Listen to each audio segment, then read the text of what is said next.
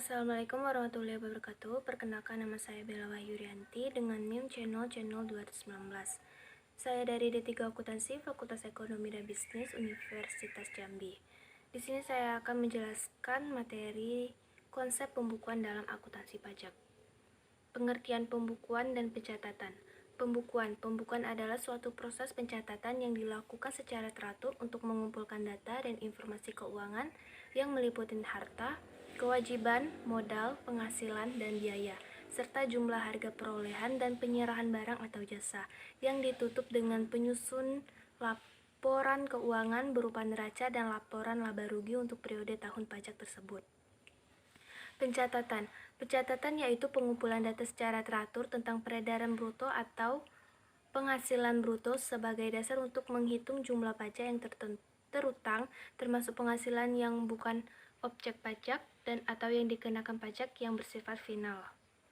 Ketentuan umum pembukuan dan pencatatan. Ketentuan umum pembukuan. Menurut ketentuan pokok pembukuan pasal 28 Undang-Undang Nomor 28 Tahun 2007, yang wajib menyelenggarakan pembukuan adalah wajib pajak, WP badan, wajib pajak orang pribadi. Ketentuan umum pencatatan. Adapun yang wajib menyelenggarakan pencatatan yaitu wajib pajak orang pribadi yang melakukan kegiatan atau usaha atau pekerjaan bebas dan beredar brutonya dalam 1 tahun kurang, dapat menghitung penghasilan neto dengan menggunakan norma penghitungan penghasilan neto dengan syarat memberitahu ke Direktur Jenderal Pajak jangka waktu 3 bulan pertama dari tahun pajak yang bersangkutan. Wajib pajak orang pribadi yang tidak melakukan kegiatan usaha atau pekerja bebas. Syarat-syarat penyelenggaraan pembukuan dan pencatatan. Syarat pembukuan. 1. Diselenggarakan dengan memperhatikan itikat baik yang mencerminkan keadaan atau kegiatan usaha yang sebenarnya. 2. Diselenggarakan di Indonesia dengan menggunakan huruf Latin. 3. Diselenggarakan dengan prinsip taat azas dengan stencil akrual atau stencil kas. 4. Pembukuan dengan menggunakan bahasa asing dan mata uang selain rupiah dan diselenggarakan oleh wajib pajak setelah mendapat izin Menteri Keuangan. 5. Perubahan terhadap metode pembukuan dan atau tahun buku harus dapat persetujuan dengan Direktur Jenderal Pajak. 6. Pembukuan sekurang-kurangnya terdiri dari catatan mengenai harga, kewajiban modal, penghasilan, dan biaya serta penjualan dan pembelian sehingga dapat dihitungkan besarnya pajak yang terutang. 7. Dokumen-dokumen yang menjadi dasar pembukuan dan pencatatan serta dokumen lain yang berhubungan dengan kegiatan atau usaha pekerja bebas wajib pajak wajib tersimpan selama 10 tahun.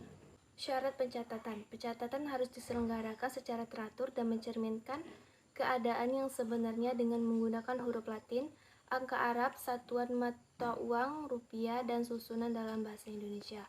2. Pencatatan dalam suatu tahun harus diselenggarakan secara kronologis.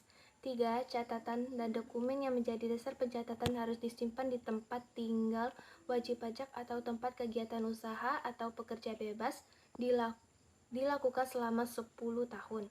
4. Pencatatan harus dapat menggambar antara lain 1. Peredaran dan penerimaan bruto dan atau jumlah penghasilan bruto yang diterima atau diperoleh. 2. Penghasilan yang bukan objek pajak dan atau penghasilan yang mengenakan pajak bersifat final. Tujuan penyelenggaraan pembukuan dan pencatatan. 1. Pengisian SPT. 2. Perhitungan menghasilkan kena pajak. 3. Penghitungan PPN dan PPNBM. 4. Penyelenggaraan pembukuan juga untuk mengetahui posisi keuangan dan hasil kegiatan usaha atau pekerja bebas. Prinsip taat azas. Prinsip taat azas dalam metode pembukuan misalnya dalam penerapan.